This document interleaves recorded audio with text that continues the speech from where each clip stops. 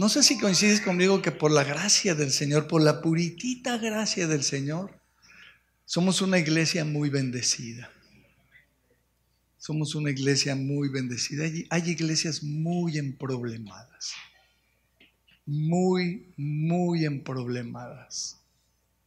Triste y lamentablemente, muchas iglesias están muy, muy inmersas, sumidas en problemas de todo tipo. Como la iglesia a los Corintios. La iglesia de los Corintios era una iglesia que tenía problemas serios, graves. Mire, acompáñame a hacer un pequeño recorrido. 1 Corintios 1:11. Había pleitos entre los hermanos. Pleitos entre los hermanos. Qué feo es eso, ¿cierto? Cuando dos hermanos de la misma iglesia se pelean. ¿Sí o no? ¿Qué dice 1 Corintios 1:11? Porque he sido informado acerca de vosotros, hermanos míos, por los chismosos de Cloé. Déjalo, no te preocupes, déjalo. Gracias. ¿Por qué le habían informado a Pablo? Que hay, dice, entre vosotros pleitos. Esa palabra contienda es exactamente lo mismo que pleito. Riña, pelea, esa es una contienda, ¿cierto? De hecho, a veces la usamos en los deportes y en otros ámbitos. La contienda, el pleito. Pero no solamente había pleitos y contiendas, sino también había celos y desacuerdos, oposición entre los hermanos. Mira, léelo conmigo en el capítulo 3, versículo 1. En Corintios 3, 1. Dice, de manera que yo, hermanos, no pude hablaros como a espirituales, sino como a carnales, como a niños en Cristo. Os di a beber leche y no vianda, porque aún no erais capaces, ni sois capaces todavía, porque aún sois carnales. Pues habiendo entre vosotros celos, contiendas y disensiones, ¿no sois carnales y andáis como hombres? Entonces, como dijimos, una contienda es un pleito, mientras que una disensión es un desacuerdo o es un conflicto por oposición, por oponerte a una cosa. También se puede usar, aunque no es la traducción literal, como divisiones, una disensión. Pero en este contexto se refiere más a un desacuerdo. Había desacuerdos entre los hermanos. Había oposición a las cosas que la iglesia estaba haciendo porque unos pensaban una cosa y otros otra. Pero luego menciona al principio celos. Los celos, dice el diccionario, envidia que alguien siente por las bendiciones que otro disfruta. ¿No? Sentimos celos, es un celo envidioso. ¿No? Eran carnales, dice Pablo, no espirituales. Si ves, en el versículo 1 dice, ¿no? No pude hablarles como a gente espiritual. Tuve que hablarles o tengo que hablarles como lo carnales que son. Porque una persona que tiene pleitos, que se pelea con otra, lo único que está haciendo es mostrando su carnalidad. Y definimos la carnalidad como esta inclinación del hombre a ser gobernado por sus pasiones. ¿Cierto? Esa es la carnalidad. Una persona que se gobierna por sus apetitos, por sus pasiones, por la ira, por los celos, por la envidia, ¿no? Es una persona carnal. Y una persona espiritual es una persona que es gobernada por las cosas del espíritu, por los principios espirituales, por Dios. Una persona temerosa de Dios, una persona espiritual. Sí entendemos todo la diferencia entre un carnal y un espiritual. Y entonces Pablo le está diciendo a sus hermanos, ustedes son carnales. Porque además de esto tenían partidismos, tenían predilecciones en cuanto al liderazgo. Mira, léelo conmigo ahí en el versículo 4, ahí donde estamos. Dice, porque diciendo el uno, yo ciertamente soy de Pablo, y el otro, yo soy de Apolos, ¿no sois carnales? Es como si aquí dijeran, no, yo soy de Pedro y yo soy de Iván. por ejemplo, ¿no? O sea que ustedes que son ivancistas, tomen nota de esto. Los ivancistas. Yo los tengo bien identificados, ¿eh? Ya los tengo, ya sé quiénes son, ¿eh? Hasta los he molestado, les he hecho bullying por eso. ¿Qué pues es Pablo? Versículo 5. ¿Qué es Apolos? ¿Qué es Pedro? ¿Qué es Iván? Servidores, sirvientes, chalanes, por medio de los cuales habéis creído. Y eso según lo que a cada uno le concedió el Señor, ¿no? Porque son cosas que uno le concede Dios en el ministerio. Yo planté, Apolos regó, pero el crecimiento, ¿quién lo da? Lo ha dado Dios. Entonces no hay lío. No importa si te está enseñando Iván, si te está enseñando Pedro, o Pío, o Rodrigo, o Juan Luis, o el que me digas, el crecimiento lo da Dios. El crecimiento no lo da el hombre. Uno no puede hacer eso por Dios. Entonces es ridículo decir, no, yo soy de Juan Luis. No, yo soy de Pío. Como que, ¿por qué no? Desde el crecimiento no viene por ellos. El crecimiento viene del Señor. Versículo 7. Así que ni el que planta es algo, ni el que riega, sino Dios que da el crecimiento. ¿Más claro? No se puede. Y el que planta y el que riega son una misma cosa, aunque cada uno recibirá su recompensa conforme a su labor. Porque nosotros somos colaboradores de Dios y vosotros sois labranza de Dios, edificio de Dios, conforme a la gracia de Dios, y subraya conforme a la gracia de Dios que me ha sido dada. Yo como perito arquitecto puse el fundamento y otro edifica encima. Pero cada uno mire cómo sobreedifica, porque nadie puede poner otro fundamento que el que está puesto, el cual es Jesucristo. Y ahí es donde tú dices aleluya, ahí donde dices amén, ahí donde dices gloria a Dios, ahí donde sacas el tubo y le haces así. Ahí es donde, cuando la Biblia nos dice con toda claridad que Jesucristo es la piedra angular, es de donde es el que carga con todo, es el del que depende todo. Él es el centro. No es el que planta, no es el que riega, no es Él que da el crecimiento, el que sostiene todas las cosas. Él es el fundamento. ¿Hasta aquí estás bien? Pero estos hermanos tenían problemas y decían, no, yo soy de Pedro, yo soy de Iván, no, yo de... Pablo dice, son carnales. Tomar partido y poner los ojos en el hombre es un síntoma de carnalidad. Perdón, no crujas los dientes contra mí. Yo no escribí la Biblia. ¿Estás de acuerdo?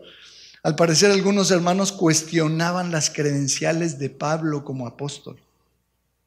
Incluso lo acusaban de no tener derecho a disfrutar de los beneficios de ser apóstol. Fíjate qué cosa, ve conmigo el capítulo 9, 1 Corintios 9, verso 1.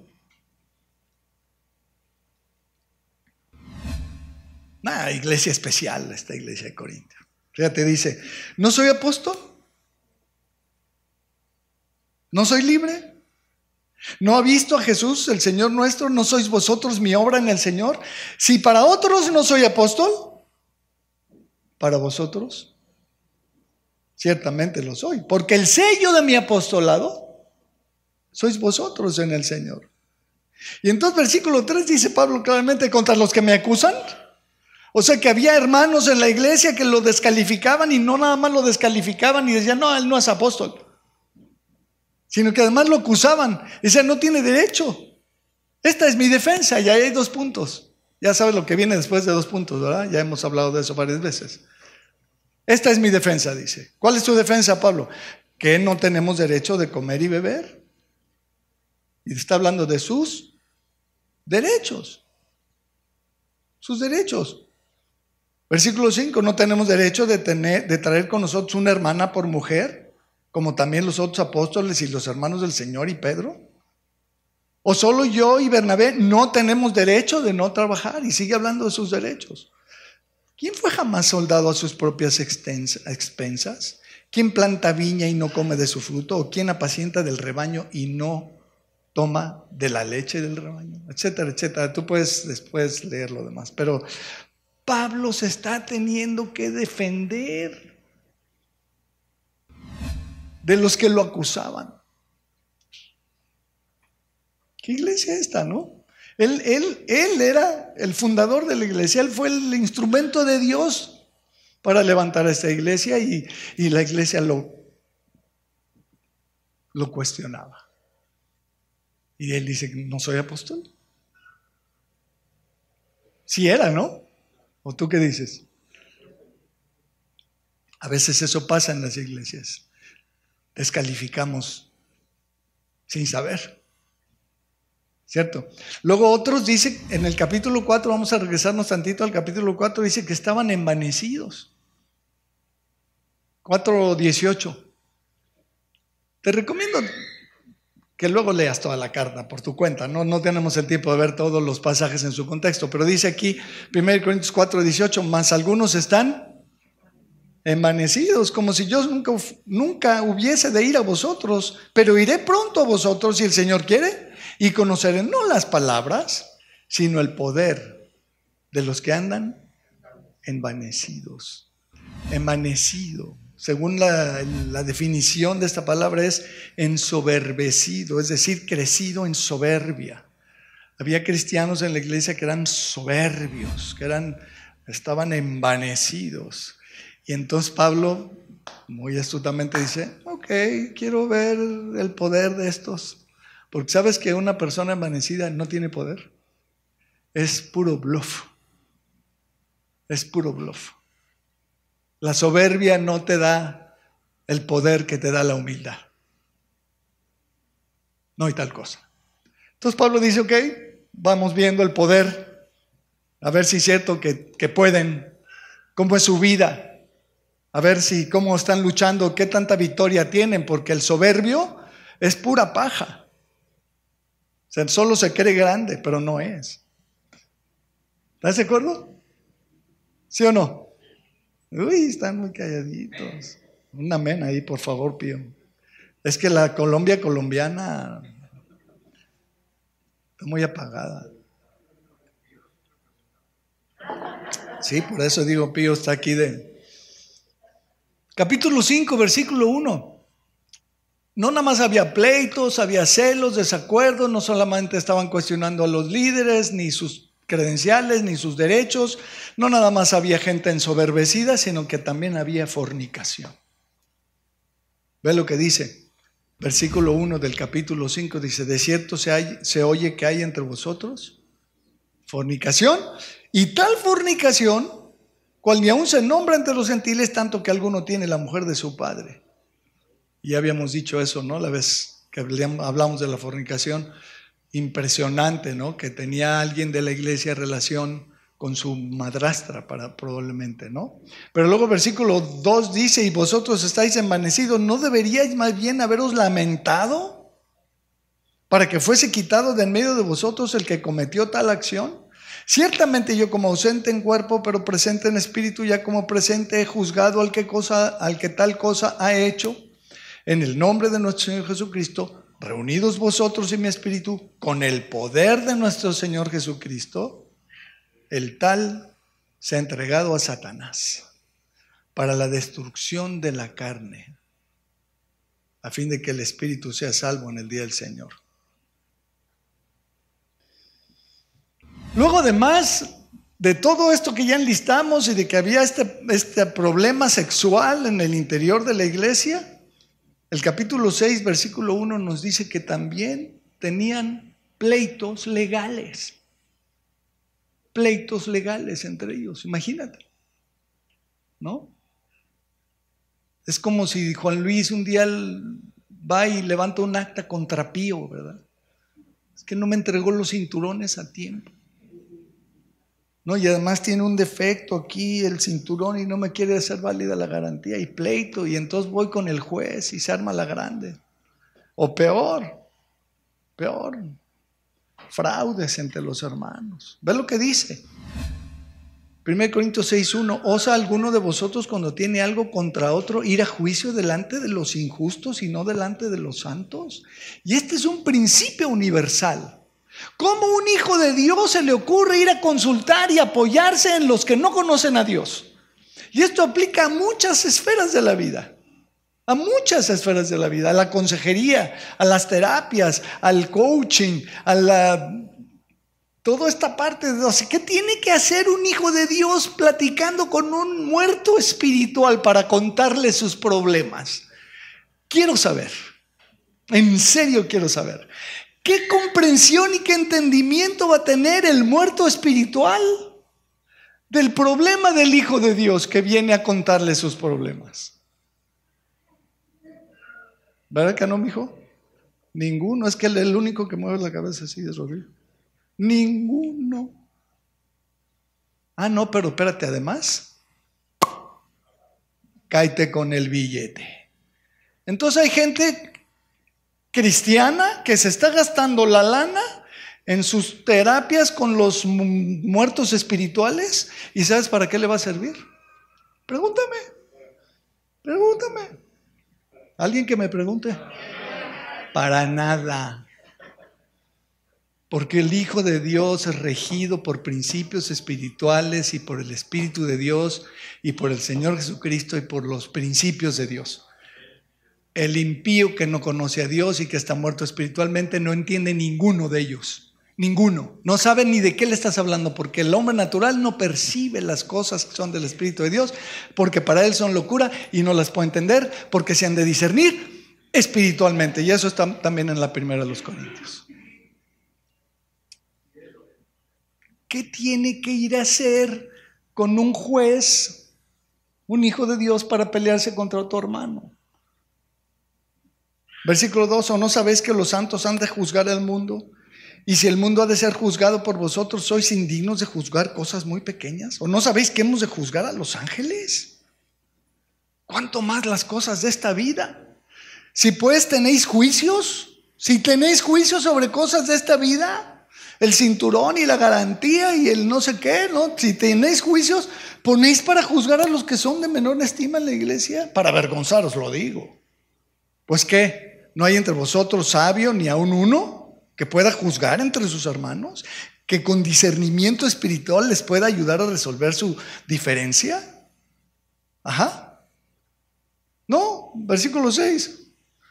El hermano con el hermano pleitea en juicio ante los incrédulos. No, pues mucho gusto. Mucho gusto, mucho va a entender el incrédulo del problema entre los hermanos. Versículo 7, así que por cierto es ya una falta en vosotros que tengáis pleitos entre vosotros mismos. Eso ya está mal, ya olvídate si vas o no con el juez. Ya está mal tener un pleito con un hermano. ¿Por qué no sufrís más bien el agravio? ¿Por qué no sufrís más bien el ser defraudados? Pero vosotros cometéis el agravio y defraudáis, y esto a los hermanos. Yo he platicado con hermanos que me han contado que los han defraudado financieramente hablando. Les podría dar nombres y apellidos, pero no se los voy a dar. Pero además te voy a decir otra cosa para los chismosos. Algunos de ellos están hoy sentados aquí en este salón. Hermanos que han sufrido el ser defraudados financieramente por otros cristianos. Y estos hermanos espiritualmente y sabiamente no han ido al pleito legal con el juez. Han sufrido el agravio y dicen, pues ya perdí, me costó X cantidad de dinero, ya lo perdí, ya ni modo, no voy a ir a acusar a mi hermano. Pero ese no es el tema es que ni siquiera debería pasar eso. No, ¿qué vas a hacer después con el problema? No, ese no es el tema. El tema es que por principio no debería haber ese tipo de situaciones de que defraudes a un hermano. Si te atreviste a ir a pedirle dinero a tu hermano, págale. Si es que te lo presta. Si vienes conmigo no te voy a prestar. He aprendido la lección a palos. A palos. Si tú vienes conmigo y me pides dinero prestado, te voy a dar una ofrenda con lo que pueda. Es que préstame 10,000. Mira, tengo 1,000. Te los regalo. No me debes nada. Ve a buscar los otros 9 en la presencia de Dios. ¿Sí estamos? Porque no me voy a meter en el lío de que me debas dinero, porque dice la Escritura que el que debe dinero es siervo del que le prestó, y entonces, ¿y para qué? ¿No? Y sí ha habido gente que alguna vez me pidió prestado, le presté y me pagó, pero aprendí a palos que no se hace. Mejor no. Y por eso también yo no pido prestado, porque el riesgo de defraudar es grande. A veces a lo mejor hasta medio sin querer dices, oye, pues es que sí te pensaba pagar, pero se me complicó la cosa. Pues mejor no pidas. ¿Sí estamos? ¿Hay alguien ahí? Capítulo 8, versículo 7. Estos hermanos eran eran una joya, estos hermanos. Comían carne sacrificada a los ídolos. No, bueno. Chulada de hermanos. Dice, pero no en todos hay este conocimiento. Estoy en el 8:7, siempre de 1 Corintios.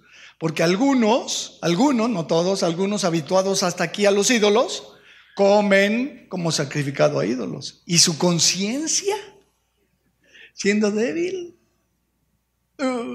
se contamina. ¿Qué? Capítulo 11, versículo 27. Ya lo hemos dicho muchas veces, tomaban la cena del Señor indignamente. Vamos a leerlo de nuevo. 1 Corintios 11, 27. De manera que cualquiera que comiera este pan o bebiera esta copa del Señor indignamente, será culpado del cuerpo y de la sangre del Señor. Por tanto, pruébese cada uno a sí mismo y no coma, por favor. ¿No, verdad? ¿Qué dice? Come. Pruébate, revísate, examínate, endereza la cosa, si hay que enderezar algo, y come. No dejes de participar. Come del pan y beba de la copa, porque el que come y bebe indignamente, es decir, sin examinarse, sin probarse a uno mismo, sin discernir el cuerpo del Señor, juicio come y bebe para sí. Por lo cual hay muchos, define muchos. Muchos enfermos y debilitados entre vosotros.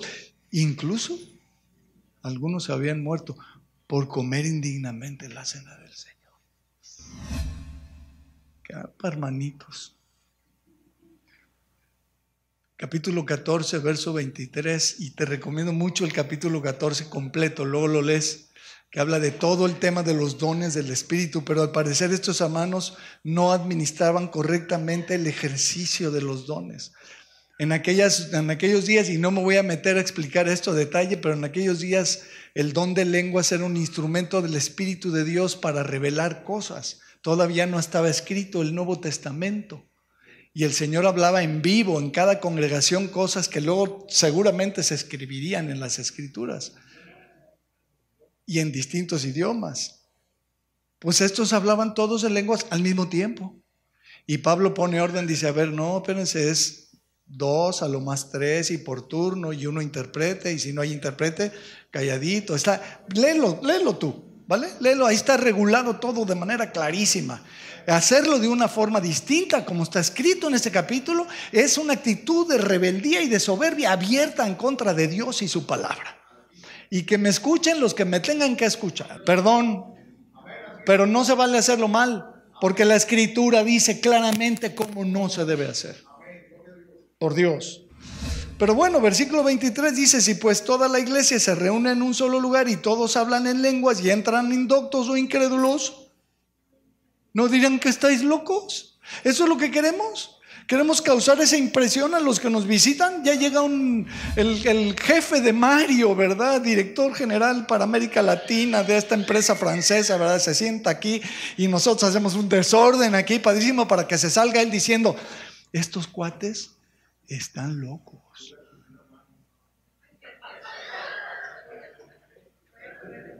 ¿Verdad que no, Mario? No se valdría, ¿no? Entonces, ¿qué dice el versículo 40, 14:40? ¿Qué dice? Hágase todo decentemente y con orden. Las cosas en la iglesia se tienen que hacer decentemente y con orden. Nada de que los caídos y le enseño los chones a los que no se cayeron, ¿verdad? Y los vómitos verdes y santos, ¿verdad? No, por Dios. Es una indecencia eso. Yo he sabido de gente que se orina o defeca en el púlpito mientras está con el... No, por Dios. ¿Y este versículo dónde lo pongo? De veras, ¿dónde lo pongo? ¿Qué hago con este versículo? Hay que hacer las cosas decentemente, no indecentemente, y con orden. Amén, Iván, ¿verdad? Pero el colmo es que algunos decían que no había resurrección. Capítulo 15, versículo 12. 15, 12. Pero si se predica de Cristo que resucitó de los muertos, ¿cómo es que dicen algunos de ustedes que no hay resurrección de muertos? Algunos hermanos de la iglesia decían que la resurrección de los muertos no existía, que no había tal cosa como que un muerto podía resucitar. Y yo digo, neta, es que no entienden nada de lo que es la base del cristianismo. Amén. El cristianismo se basa en la resurrección de Jesucristo. No hay más. Si Cristo no resucitó, estamos fritos todos. Y es lo que dice Pablo en el capítulo 15. O sea, ¿qué les pasa? ¿Cómo es que algunos dicen que no hay resurrección? Y es que luego los hermanos tienen un nivel de soberbia tan grande que creen que pueden mejorar la doctrina. No, pero por Dios. ¿Verdad que no, Lee? No, ¿verdad? O sea, ¿cómo?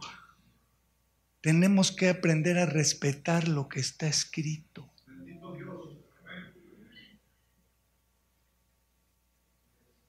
¿Lo repito?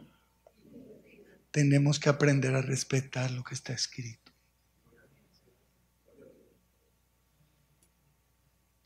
Y la corona del pastel, capítulo 15, versículo 34.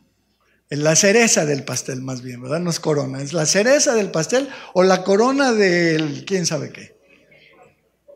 La corona del asunto. 15:34. Velad debidamente y no pequéis, porque algunos no conocen a Dios.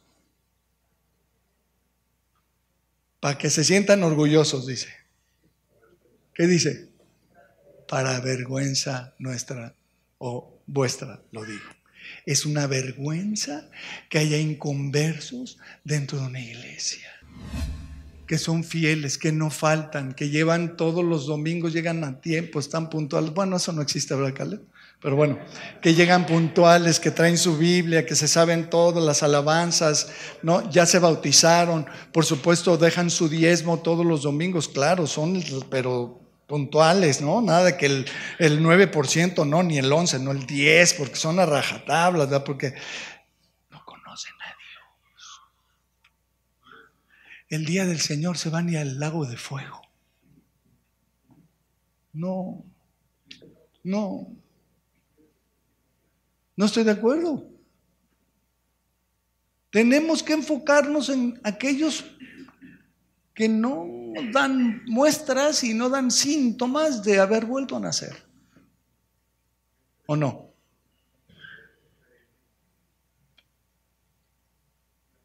Si tú no tienes las evidencias de tu nuevo nacimiento, más vale que vayas con Iván y le digas. O conmigo.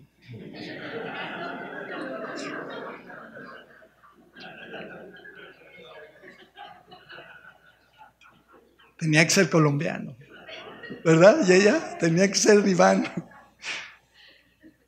Busca ayuda. Busca ayuda. Si no tienes las evidencias claras de tu nuevo nacimiento, necesitas volver a nacer. Por Dios, olvídate de lo demás. Porque si el Señor viene o si te alcanza la muerte, Dios no lo quiera, sin haber vuelto a nacer, tú no quieres eso. ¿Verdad que no? ¿Hasta aquí te tengo? Bueno, esa fue la introducción de mi mensaje, así que prepárense.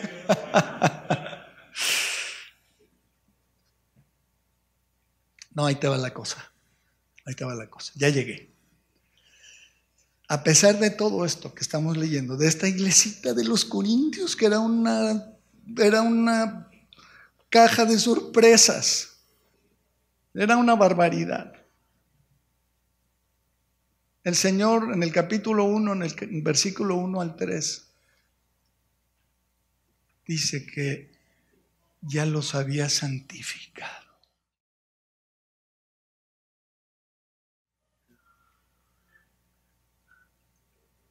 Me encanta esto, porque me ubica.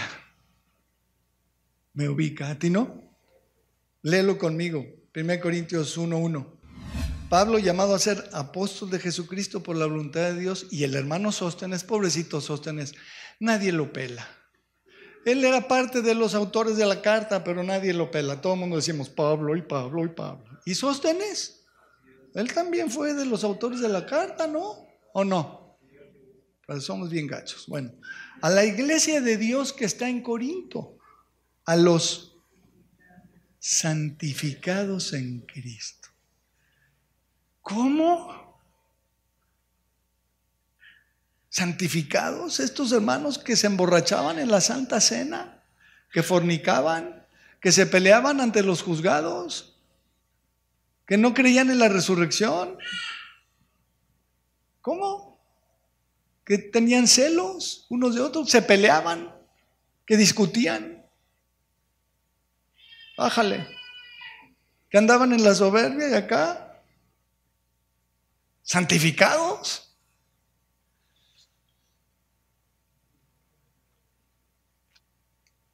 Eso dice aquí. Y luego dice llamados a ser santos. Y ahorita voy a hablar un poquito de ese otro aspecto. Con todos los que en cualquier lugar invocan el nombre de nuestro Señor Jesucristo, Señor de ellos y nuestro. El resumen de la conversión se basa en el momento en que un ser humano se arrepiente e invoca a Jesucristo. Invocar a Jesucristo es pedirle a Jesucristo que entre en ti. No al Espíritu Santo, no al Dios Altísimo, menos a Diosito, porque muchos oran a Diosito y todavía siguen hablando de Diosito. ¡Qué vergüenza! Pues está bien, pobrecitos, tienen un Diosito así chiquitito, ¿no? ¿Te lo imaginas? ¿Sí? Ahí anda el Diosito chiquito. Pobres, yo tengo un Diososote, el Todopoderoso, el Dios Altísimo, el Rey de Reyes, el Señor de Señores, el Creador del universo, el sustentador del universo. Diosito, por Dios. Hay que invocar el nombre de Jesucristo. Es una actividad en voz alta, por cierto. Voz audible, invocar.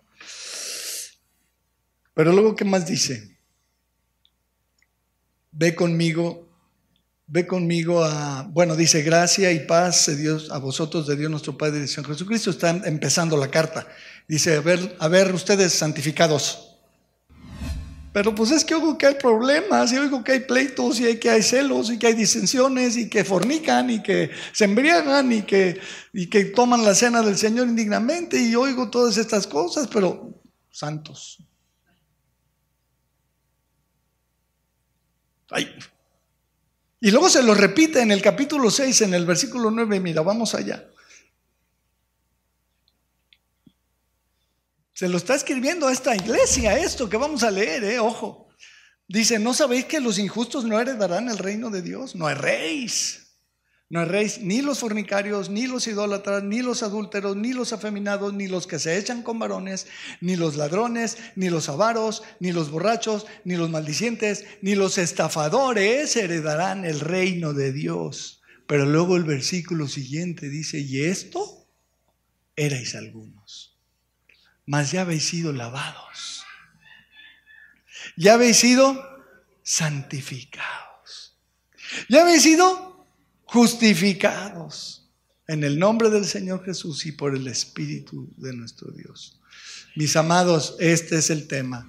Los nacidos de nuevo hemos sido santificados por el Espíritu Santo. Aleluya. Hemos sido lavados con la sangre preciosa de Jesucristo.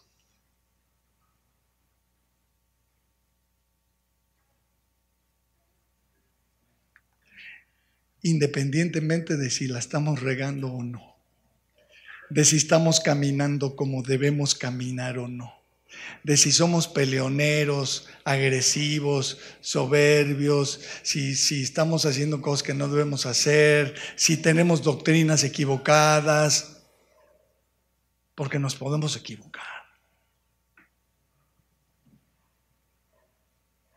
¿Sí o no? El santificado está santificado. Pero además tiene un llamado a ser santo. Velo conmigo en 1 de Pedro capítulo 1 versículo 13, por favor. 1 de Pedro 1:13. Dice: por tanto, ceñid los lomos de vuestro entendimiento, sed sobrios y esperad por completo en la gracia que se os traerá cuando Jesucristo sea manifestado. Sí, amén, ya quiero que llegue ese día, ese momento. Dice: como hijos obedientes, no os conforméis a los deseos que antes teníais estando en vuestra ignorancia, sino como aquel que os llamó es santo, sed también vosotros santos en algunos aspectos convenientes de vuestra vida. Donde te cuadre y te lata y te guste y te parezca bien que hay que santificar la cosa. ¿Cómo dice? ¿Toda? Pero también cómo manejo el coche. Y también cómo me gasto el dinero. Y también con mi puntualidad. Y también con mi sexualidad. Y con mi manera de comer. Toda. Con toda vuestra manera de vivir, dice, en todas las áreas y aspectos de la vida, sed santos, dice, porque el que nos llamó es santo. Versículo 16, porque escrito está, sed santos, porque yo soy santo. Tenemos un llamado al igual que los corintios. Corintios empieza diciendo: esta carta es a los santificados, llamados a ser santos. Y bueno, déjame te digo todo lo que yo veo que no está bien, pero son santificados y estamos llamados a ser santos. Para mí la clave de este proceso está en Apocalipsis 22:11. Por cierto, el último capítulo del libro de Apocalipsis y de la Biblia. El último capítulo de la Biblia dice 22:11. El que es injusto, ¿qué dice? Sígale, sea injusto todavía. Y luego ¿qué dice? ¿Y el que es inmundo? Sea inmundo todavía. ¿Y el que es justo? Practique la justicia todavía. ¿Y el que es santo? Ahí está la cosa. Somos santos porque hemos sido santificados.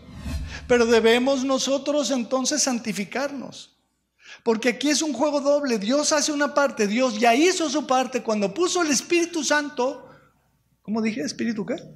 Santo. El Espíritu Santo puso en mi cuerpo y en tu cuerpo si has vuelto a nacer. Y entonces ya eres santo, has sido santificado, ya estás ahí, ya eres un santo.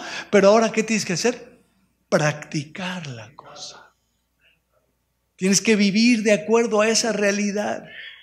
Los corintios ya eran santos, habían sido santificados, pero ahora tenían que cambiar su vida. Tenían que cambiar su vida. Porque también hay que reconocer y hay que decirlo, porque no decirlo sería una falta de mi parte o de cualquiera que enseñe estas cosas. Los que no andaban bien recibieron sus consecuencias. ¿Te acuerdas? El que fue entregado a Satanás para la destrucción de su carne. ¿Te acuerdas del otro en 8:7 que su conciencia había sido contaminada? ¿Has visto a alguien con la conciencia contaminada? A veces hasta huele mal. ¿De veras? Otros estaban debilitados, enfermos y muertos, según dice el 11:30. Es decir que a veces hay consecuencias que no queremos, nefastas, feas, horribles, inevitables. Pero déjame decirte esto. En la gran mayoría de los casos, el Señor no nos da lo que nos merecemos.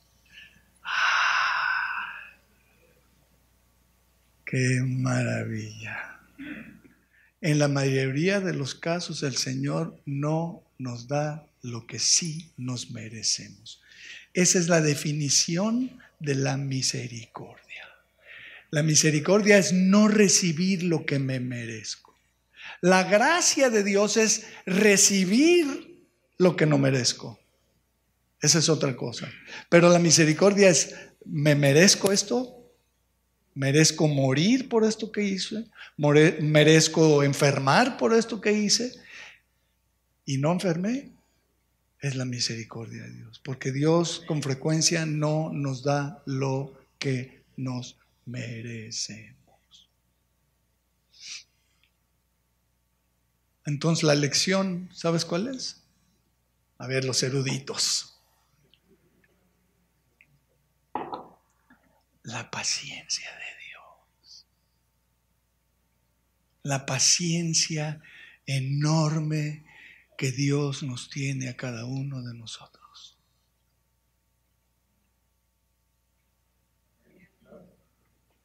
Segunda a Tesalonicenses capítulo 3, versículo 5.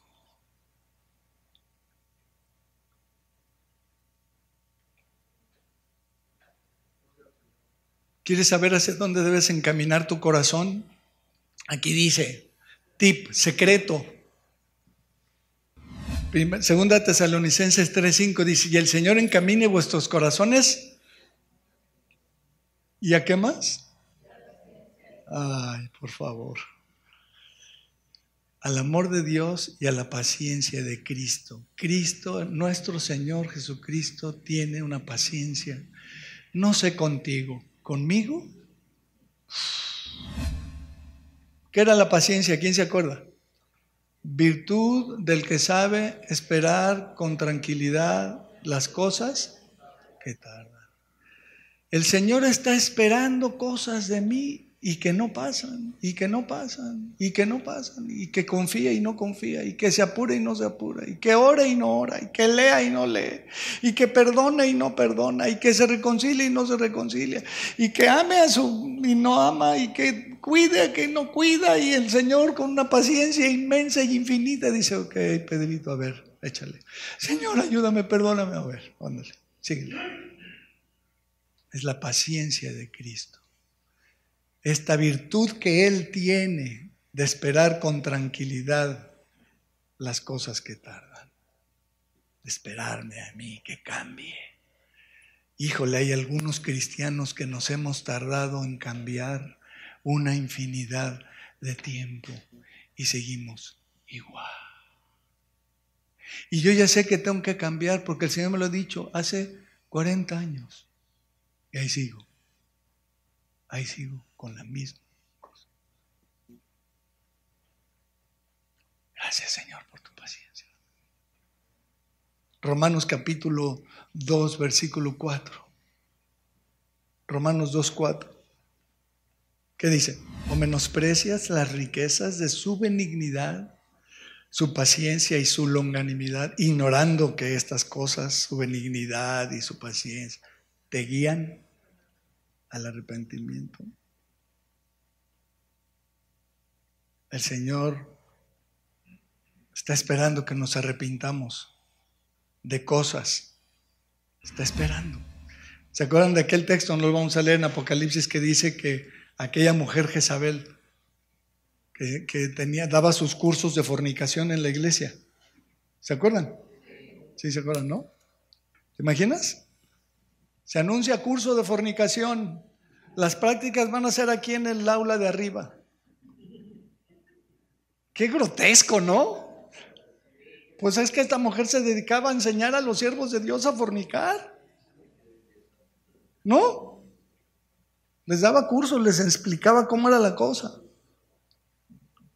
Jezabel. No le pongan así a sus hijas, por favor. Por ahí vimos que alguien se llama así, ¿verdad? El otro día. Mi esposa y yo estábamos infartados. ¿Quién le pone a su hija Jezabel? Alguien que no tiene luz, pero ni aún así.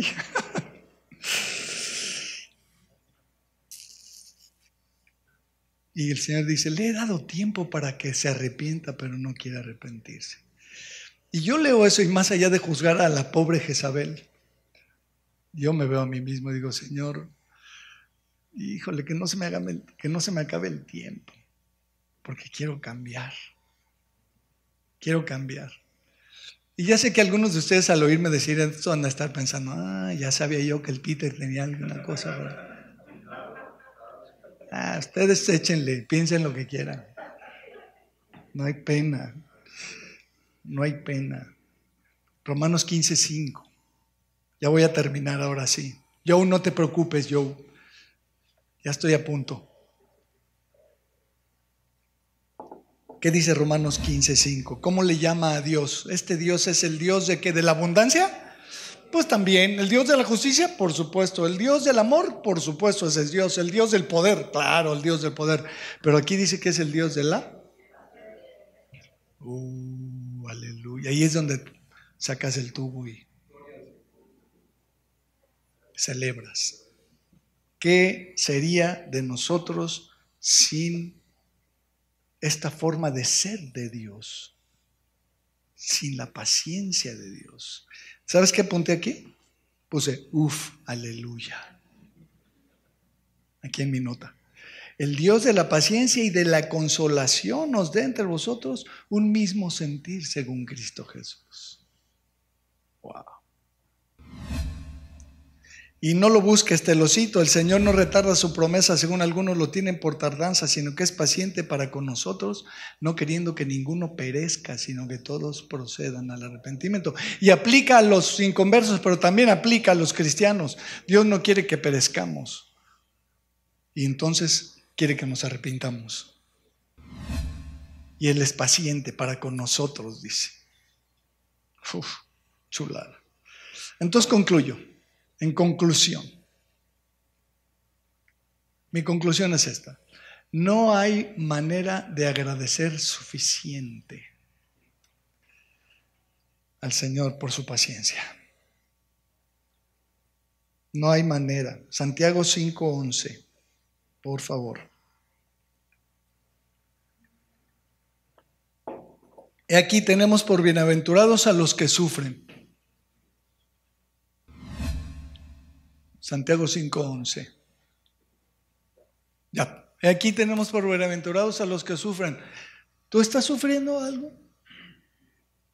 Sí, y así la comisura de los labios así hacia abajo.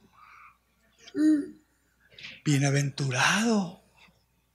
Qué feo, ¿verdad? Bienaventurado. Es que es una perspectiva espiritual diferente. Dice, habéis oído de la paciencia de Job y habéis visto el fin del Señor, que el Señor es muy misericordioso y compasivo.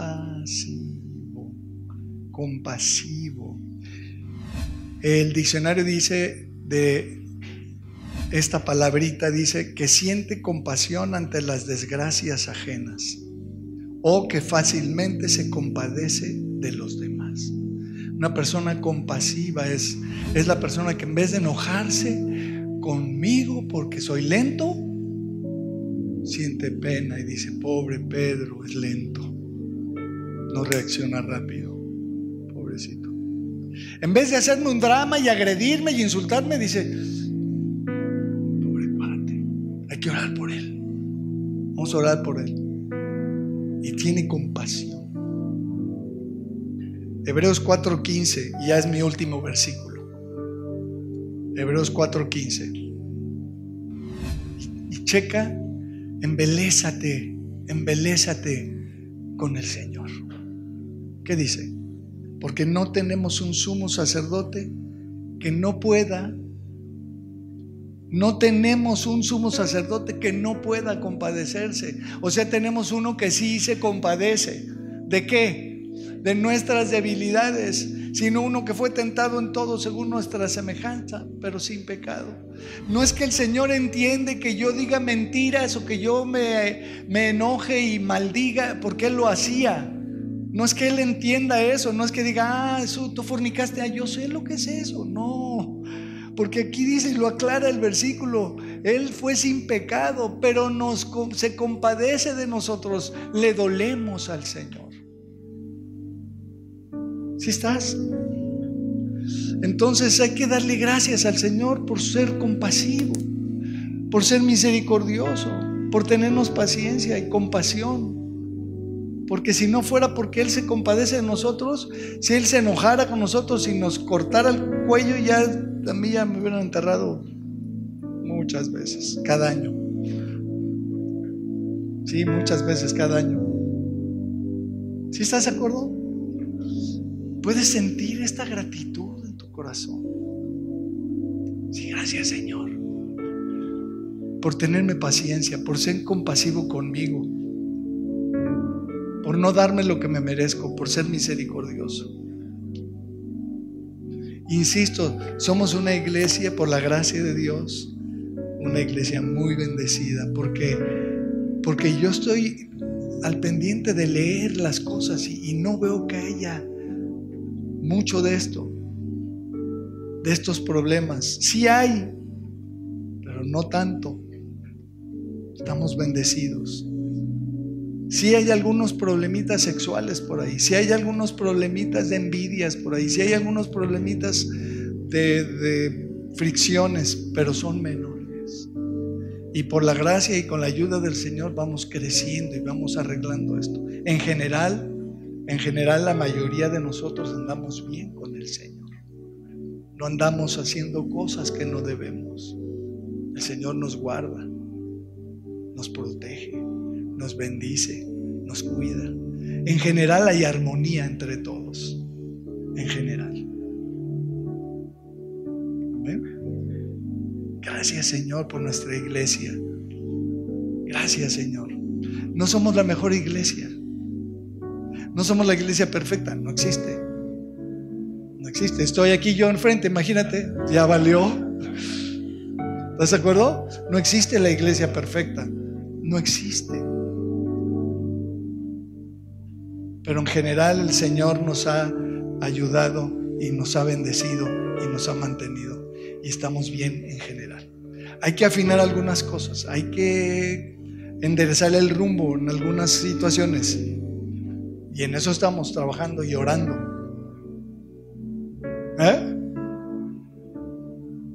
No te oigo. Sí, corregir lo deficiente. Amén, exactamente. En eso estamos. Todo el tiempo. ¿Para ahí van? Todo el tiempo estamos ahí orando y al pendiente. Pues gracias al Señor. Estamos bien. Vamos por buen camino. Sigamos así. Pero hay que corregir cosas. Hay que enderezar algunos aspectos. Ya cada quien sabe. Cada uno sabemos. ¿Sí o no? ¿Verdad que sí? No voltees a ver a nadie. Hay que dejarnos y hay que enderezar el rumbo. Si tienes algo que el Señor te esté hablando, hay que enderezar el rumbo. Arrepentirte. Corregir. Amén. Pero sobre todo gratitud por su misericordia, por su paciencia, por su compasión. Quiero ser